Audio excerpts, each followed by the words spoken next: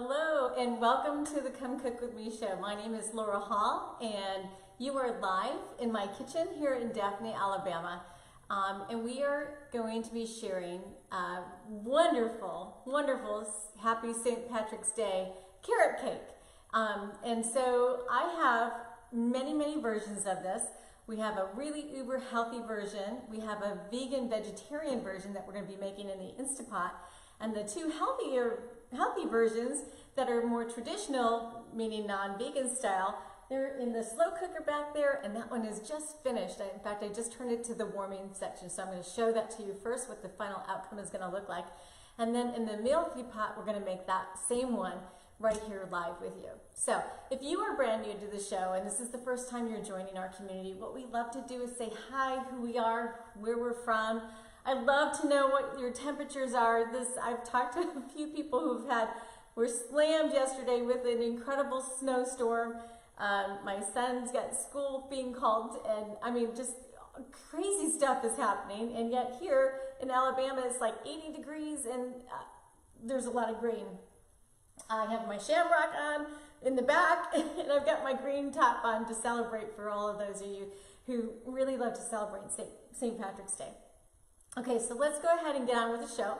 Don't forget to say hello, who you are, where you're from. Hit a few hearts so that Facebook can say, oh, someone's live and they're watching. That would be great. Thank you. I appreciate that. Okay, so let me show you what's in the slow cooker. This recipe has been cooking in the slow cooker. I put it on high. Now, in the recipe, and some of you are saying, okay, well, where is the recipe? Well, as soon as the video is done, I'll be posting it right in the very beginning of the comments. So you'll have the full recipe right there. And then we'll also be showing you some pictures as well that we've taken at the end of the show. So stay tuned and always take a look at that. And let me go ahead and show you what's in the slow cooker crock pot. So this one we just cooked for 2 hours and it's done. Now, if you were doing low and slow, you only had one setting in your slow cooker, then you're gonna cook for 3.5 hours. But let me go show you the finished product. Absolutely smells heavenly in here. Oh gosh, it's just amazing. It smells so yummy. So this is sitting on top of a trivet, and I did something interesting for this particular pot, just so it made it easier to clean. I actually put it inside container. So I'm going to go ahead and take this tin foil off. It's very hot, so be careful when you're doing this. And it is completely done. I'm going to run a fork through it after we're done with the cooking show just to make sure, but I can see from the way that it's bubbled up on top that it's completely done. But having it in this nice container really is an easy way to make a cleanup, so just take a look.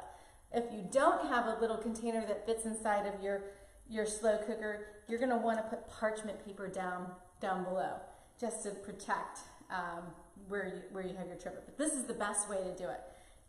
My glasses fogged up on that. The steam is pretty hot, but it just smells so good. So we'll talk about the toppings that we're going to put on, and since this is a really healthy version, you can kind of do we'll have a couple options at the end of the show to show you what you can do for the topping.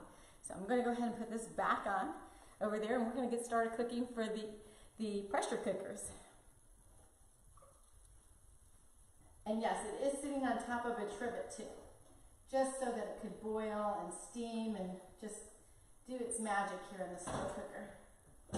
There we go. Okay, so let's get started. What I love to do, I've gone ahead and taken 2 different containers. I have a container for the wet ingredients, and I have a container for the dry ingredients. And the reason why I like to do that is so that the dry ingredients can get really mixed in well together before we actually add them to all the wet ingredients. So we're gonna go ahead and start with, we'll go ahead and we'll do vegan vegetarian style first. So if you're vegetarian, you're vegan, you're gonna follow this particular recipe. And really there's only 2 major ingredients that are different in this entire recipe. So it's really super simple.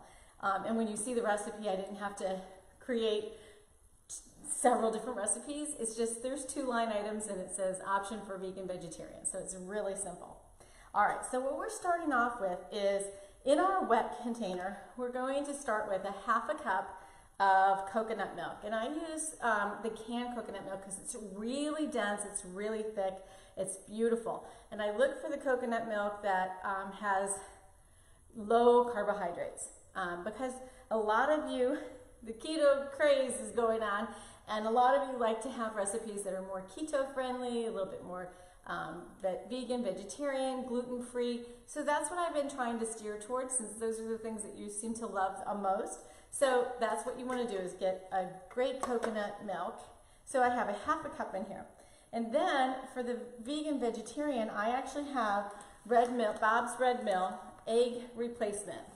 And so it's non-GMO, it's gluten-free, and it's certified non-GMO. Bob's RedMill is one of my favorite companies. His story about how he started this company is just amazing. I listened to it once on NPR. So if you listen to podcasts, you can actually find it. It's a great podcast. Just a great story of how he's actually created this company. And it's an employee-owned company. And at any rate, I love his products, and this is certified non-GMO. And GMO, just in case you haven't heard and you haven't ever watched my show, I always talk about organic eating and eating foods that are not genetically modified. And that's what GMO stands for. So genetic modification. We don't want to have that in our body. That's just not, it's wreaking havoc on our life. It's wreaking havoc on our bee population. And well, it's wreaking havoc in our bodies too. Anyway, so that's what you want to get for your egg substitute. For this one, we did 4 tablespoons because the recipe calls for 3 eggs. So you want to use 4 tablespoons and then 8 tablespoons of water. And that's what we have in here. And I used to, because I have my ionizer, I use my purification water, but I actually use level 4. So I'm going to add just a little bit more water in. And I love, love, love. So I use level 4 because it has the most oxygen in it, and because I had set these up a little bit ago, they get a little too difficult to work with, so you just add just a little bit more water. And this is our egg substitute.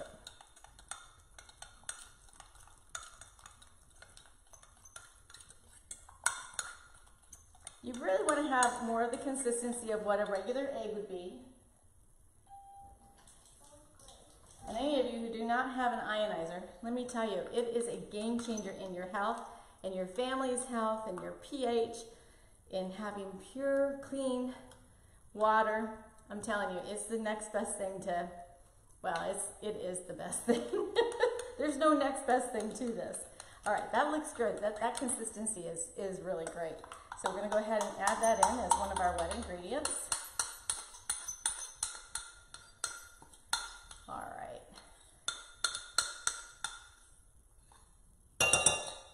You know what? I have a scraper that I'm going to use. We'll use a black one for the vegan vegetarian.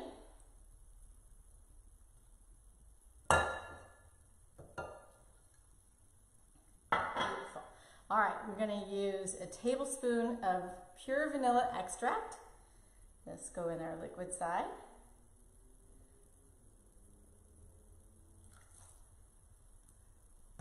And we're going to use 3 tablespoons of almond milk. So I love this particular brand. You can get any brand that really works well for you. It's been sitting out for a little bit, so I am going to shake it. Okay.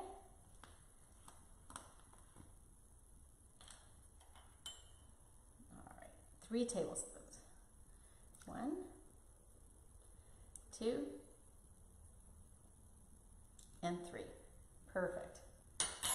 All right, and those are our wet ingredients. I'm going to go ahead and show you which you can add to your wet ingredients. Just put this right here.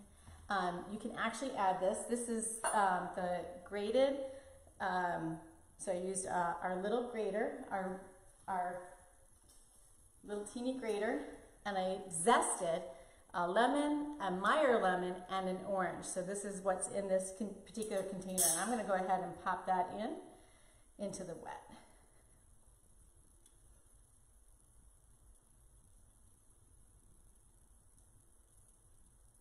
Okay, so I'd love to hear what your plans are for St. Patrick's Day. Last year, we made 2 meals. I posted, if you look through the post, I posted last year's meal, and then we did another meal that's coming up. You'll see it tomorrow. But just wonderful, just so wonderful. Great recipes for St. Patty's. And I think, you know, for my family, who, aside from my daughter, who studied in Ireland, but not a lot of my family really eats a lot of Irish food. So when I did make it, they were like, gosh, this is actually pretty good. So I think we're gonna repeat those recipes. All right, let's go ahead and start with the dry ingredients. So what you're gonna wanna do is you're gonna get some almond flour. I have Bob's RedMill again. I have his super fine almond flour, gluten-free, and it's non-GMO. And so you're gonna be using 1.5 cups. I have a cup in here and 1.5 cups, a half a cup in here. So we'll start with 1/2 cup. And then we'll get 1 full cup.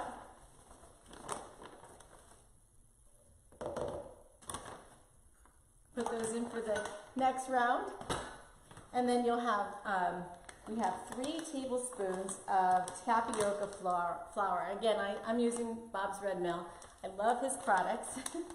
And yeah, if I go out to Oregon, I'm gonna go and see them.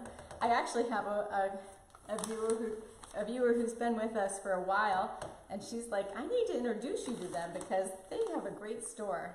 I'm so jealous. Okay, all right.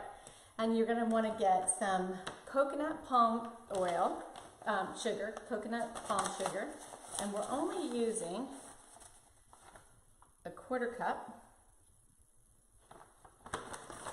And then we're going to be using a 2/3 cup of stevia in the raw.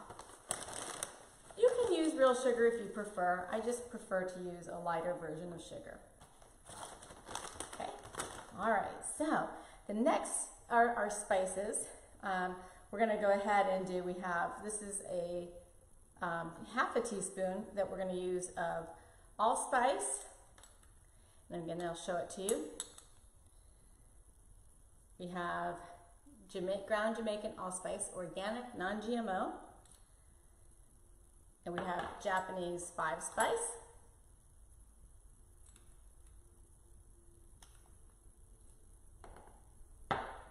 And we have ground cloves. All right. And then we're going to use a full teaspoon of cinnamon, organic cinnamon, and a full teaspoon of ground nutmeg,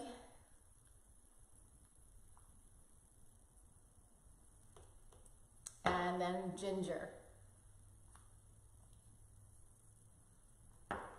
And then top it off, what we need is 2,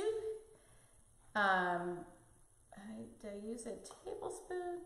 Yeah, teaspoon. 2 teaspoons of baking powder. I do have my recipe that I wrote beside me, but I made a lot of chicken scratch notes on it. Because as I was making the one in the slow cooker, I made a few changes to the recipe. But the one that I typed up is the one that's actually correct. Okay, there we go. I wanted to make sure that I put in enough of that. All right, so all I have to do now is just stir these dry ingredients around. We really want to get them mixed well together. And we're going to mix them into our wet ingredients, and we'll add in the carrots. Now the containers that I put inside the pressure cookers are actually, I think, a little smaller than the container that I have back there. So we may have a little bit more to work with, and I would save everything that you have to work with as well. So we're going to go ahead and mix these wet and dry ingredients together. I'm going to add in 2 cups of shredded carrots. These are organic.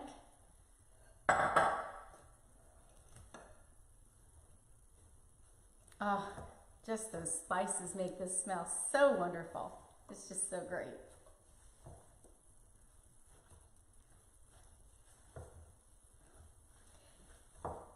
And what you're going to want to do, whatever container you're going to use inside your pressure cooker or your slow cooker, you're going to want to get a nice cooking oil. I use a coconut cooking oil, and I coat the sides of my glass containers or ceramic, whichever one you're using.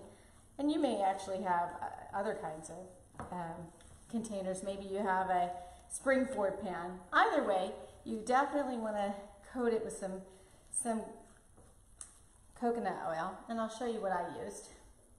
I used this particular organic cooking oil. It doesn't flavor the food at all, and it coats, it gives a nice coating to the container. And I've already put 2 cups of water inside the pots, and this is the Pyrex dish that I'm going to be using, and I've already coated it. So we're just going to fill it up. Oh, you know what? I'm wondering why this is so wet, because I'm missing a major ingredient here. Hello!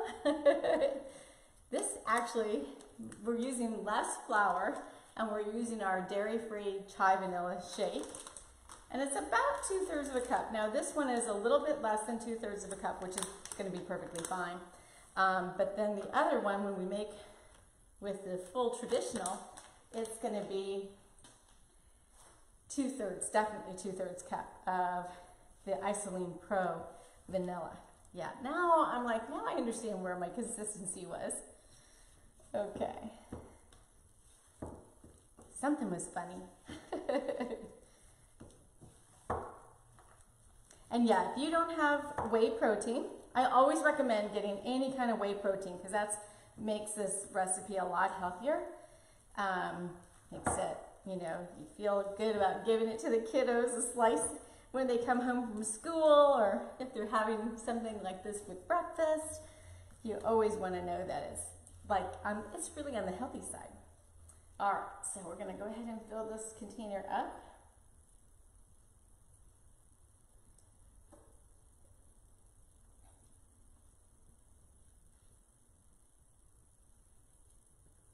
Smells so great. Someday we are going to have something that's called smell-o-vision, right? I mean, gosh, if people only had the technology way back a long time ago. And I saw a post, I think it was Tara Ballard on her Prime Life Fit page. It was hysterical. It's like, okay, when we were without Instagram and without Facebook yesterday, I mean, there were people who were kind of going nuts. And her post was really funny. It's like, well, you know, a long time ago, this is aging both of us, you know, we didn't have anything. We didn't have the, you know, www, the internet.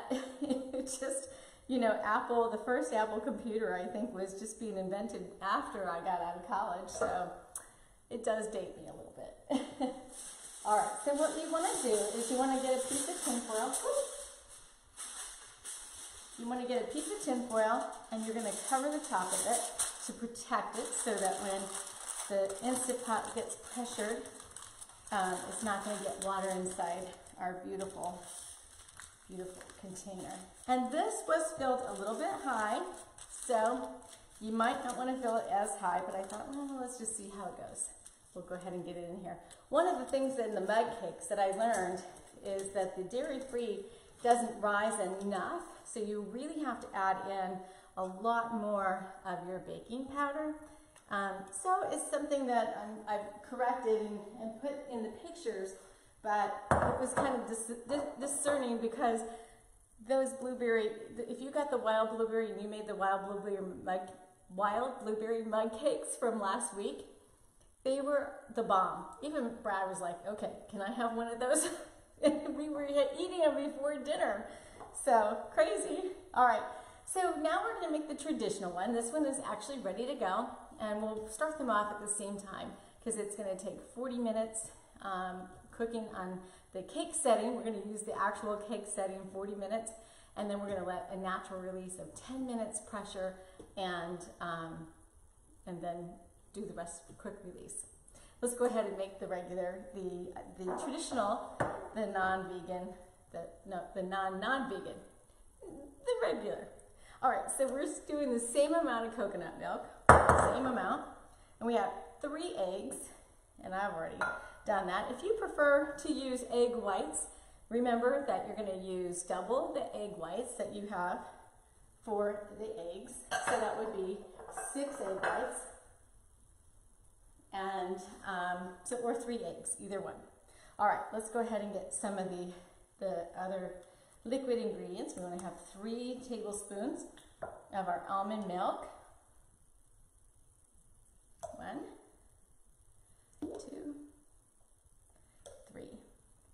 Yeah, we're going to have, and what's nice about this is that if you do make a couple of these at one time, they freeze really well. This is a great thing to have, especially during a holiday. All right, and we're going to get our vanilla extract. I love to use the pure vanilla extract when I'm cooking, so there's no added sugars. It's just beautiful. It's just tastes so wonderful. Okay, you know, I think I actually missed having a little bit. We have a little 1/8 of a teaspoon of salt, pink Himalayan salt. I missed that in this one. I'll go back before I actually get those pots started and make sure I add that in. All right, so we want to get our zest of our Meyer lemon, regular lemon, and our orange.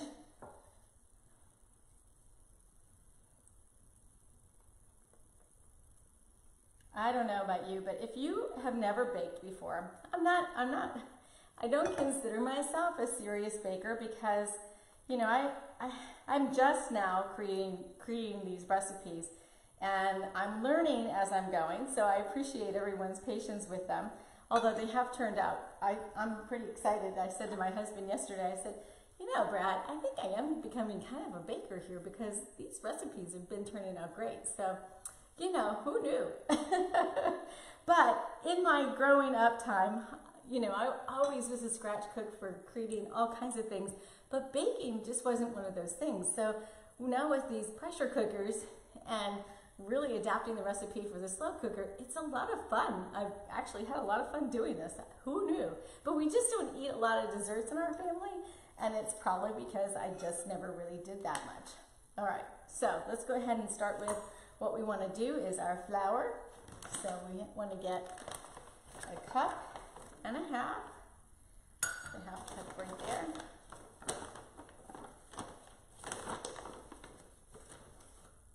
There's 1 cup.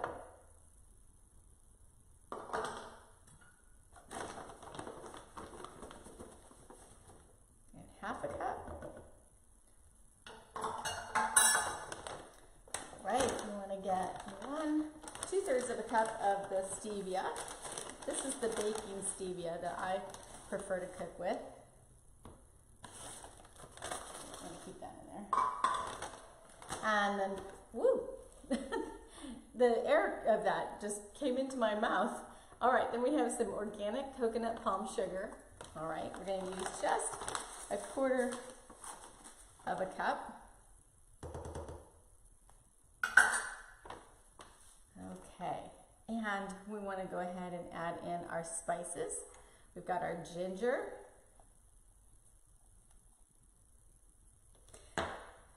We have our cinnamon. We're getting low on the cinnamon. I'm going to have to get some new cinnamon the next time we cook, probably. Sometimes I have a rack full of so many spices that are duplicated because I'll get to after the Come Shop With Me, and then we have the nutmeg. After the Come Shop With Me, I'll be in the line, I'm like, oh, I forgot to put these back. Oh, I just let them ring them up and not paying attention. And so I have a lot of some of the same spices in my pantry. I don't know if you ever do that where you're like, oh, I can't remember I have that one. And then, of course, you have 3 of them, right? So, and we have the Chinese 5-spice. I love this Chinese 5-spice. It's really fun to bake with, as well as the Jamaican allspice. Just such great flavors. Really yummy. Okay, and we're going to put in our 2 teaspoons of baking powder. Perfect. And now we're going to put in 2/3 cup of our vanilla isoline pro shake. This one smells so good. Just love it.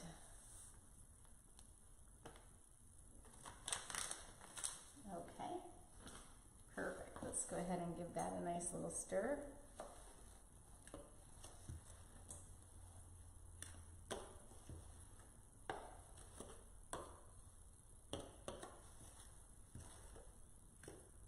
And just using a fork. A lot of times people will beat this just to have a little bit more air into their, but you know, it rises really well with without doing that. But if you like, you may.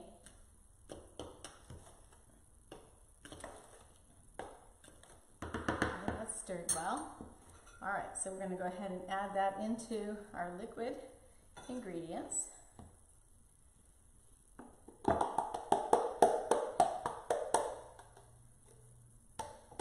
we go. Add in our carrots. Again, it's 2 cups. If you like a little less, a little more, that's one of the things that you have that you can play around with. All right. Give this a good mix.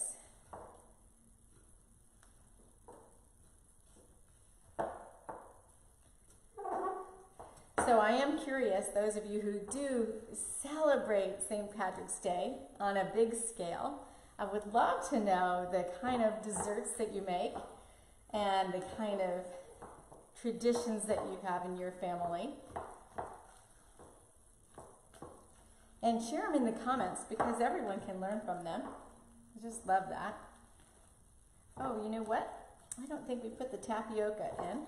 I'm looking at this and I'm pretty certain we did not. So we need just our couple 3 tablespoons. It does make a difference. This tapioca flour is just, it's pretty incredible too. Counting out loud. There we go. Awesome. All right, that is gonna make it perfect.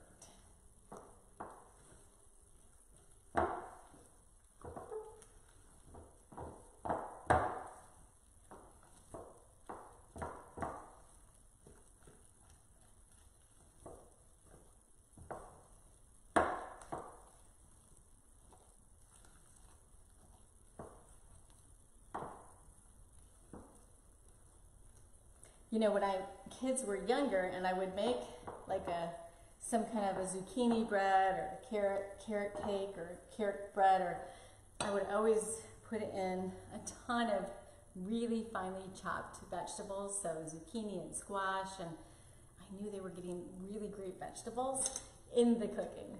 So not that my children were not great vegetable eaters, but there were certain vegetables that they wouldn't eat. So it was always a great way to put them in whatever you're cooking, and they wouldn't know that they were getting it. Especially when they were little and eating my pasta sauce, I would have to chop all of that really fine so that they wouldn't know it's all in there. And then later, as they gradually got older and loved the flavor, and they saw the vegetables, they weren't afraid of them. Oh, this smells so good. Okay, we're going to top this one with the tin foil. And don't forget to tune back in later and see some of the wonderful comments and look for some of the beautiful pictures that we end up taking. I know in the last couple shows with the mug cakes, I just uploaded some of those pictures today. So if you made comments, you'll see that in the notifications that they're there. But gosh, the blueberry one, the caramel was wonderful. Don't get me wrong, but I love blueberries. Wild blueberries are my favorite, and so it just was wonderful. Now remember, don't forget to put 2 cups of water before you put your trivets in. And you're going to put your tops on. You're going to use the cake setting for 40 minutes. Make sure you have the steam in the off position so that it's set in the off, and you're going to cook for 40 minutes cake setting. Allow 10 minutes for the pressure to natural release, and then you can release the rest of the steam. And then once they're cooling, you can go with your options. Let me show you what some of the options are that I've selected to try to keep it. The first option is just using a little bit of confectioner sugar. You saw how wet the actual carrot cake is. So while it's wet, you can actually use a little confectioner sugar and it'll melt on the top just a little. Just use a flour duster if you have a flour duster, or just kind of sprinkle around real fine mist. And that keeps the calorie count real low, the sugar real low. But let's say you don't even want to use confectioner sugar. Well, we have 3 options here, and I love all 3 of these, so I wanted to share with you what they were. I have some chopped pecans, and I use my mallet, so I put these in a paper or plastic baggie and I chop them up with my mallet. Or you can actually use walnuts. Sometimes people like to put these inside the actual ingredients, and that's perfectly fine too. So I did the same thing with the walnuts. But a really neat one is pepitos. These are pumpkin seeds, right, that are toasted. And so I chop those the same way. They're so yummy. Pepitos are one of my fun snacks. I just keep a little bit on the counter and snack on them. They're pretty darn good. Now let's say you're my husband who said, make sure one of these are topped with my favorite. And what he did, what he likes, is he likes the traditional cream cheese. And so while these are cooking, I'm going to get this set up for him. And these have been sitting out just a little bit. You really want to have them at room temperature. So if you're a vegan vegetarian, you can use the Kite Hill. This is a cream cheese alternative, non-GMO, dairy-free, gluten-free, really great alternative. So if you're going to go that route, you'll have for the vegan vegetarian. But if you're just doing traditional, you can get any of your favorite brand of cream cheese. And I will use, personally, 4 ounces. You can use this size cake up to 8 ounces. It just depends on how thick you want to make it. But again, being on the lighter side, it's nice to have a little bit of a treat, but you don't need that much. So you're going to use Philadelphia cream cheese or your favorite cream cheese or your Kite Hill. And you're going to use some maple syrup. I actually have the right amounts. It was a tablespoon of maple syrup and a tablespoon of vanilla extract. So you're going to use a tablespoon of each and then mix it really well, get it really nice and creamy, almost like a spread, and then you're going to be able to spread it on top of your warm cake. And that's the way you'll end up serving it. But again, you can use any range of these toppings. Maybe even try a little nuts and put on your cream cheese and then put a little nuts on top. You'll see in the pictures that I'll have a couple of different options for you. So I want to thank everyone for joining me today on the show. I've been having so much fun with these desserts, and I think I have a few more things that are planned this month, and then we're going to get back to cooking some. I think we're going to be getting into some spring vegetables and some springtime cooking. So I'm pretty excited about some of the recipes that are coming up. Today, just so everyone knows, is our 83rd cooking show. So if you've missed a show, you only need to hop out to my YouTube channel, which is Lifestyle by Laura J. So go to YouTube and click in Lifestyle by Laura J. And you can see the 82 shows that have been before this one, and this one will be added as well, thanks to my friend Sarah. And I just want to do a super thank you and sharing my love for all of you, because you have been following me for a very long time, and having 83 shows behind our belt, I mean, I'm just tickled pink. It's just incredible. So thank you, everyone. Have a wonderful and a safe St. Patrick's Day. And please do share with what you're doing. All my love to you. Stay warm. If you're in the South, stay safe, because there's some terrible weather going actually everywhere. Everyone stay safe, please. All right. Have a wonderful rest of your week and a fantastic weekend. See you next week.